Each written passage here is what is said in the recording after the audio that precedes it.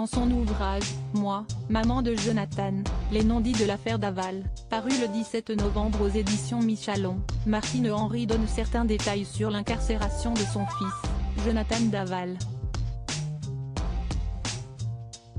D'après ses révélations, l'homme condamné en novembre 2020 pour le meurtre de son épouse est appelé par un drôle de surnom par les nombreux surveillants pénitentiaires.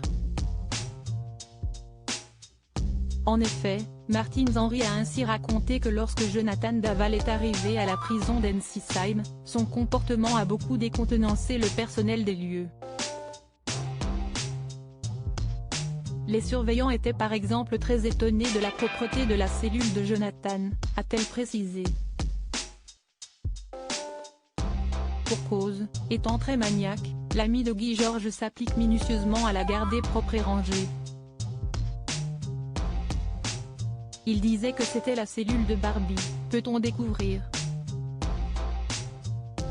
Supérieur à lire, minute par minute, retour sur la disparition d'Alexia Daval. Jonathan Daval, sa mère lève le voile sur son quotidien. Toujours dans son ouvrage, Martine Henry a également pris le soin de partager certains détails, jusqu'alors méconnus du public, sur la vie de son fils en prison. Et si de nombreux prisonniers n'ont pas l'opportunité de travailler en prison, Jonathan Daval a un métier. En prison, Jonathan travaille. Il fait des bobines de rouleau électrique, des rallonges, a-t-elle d'abord spécifié.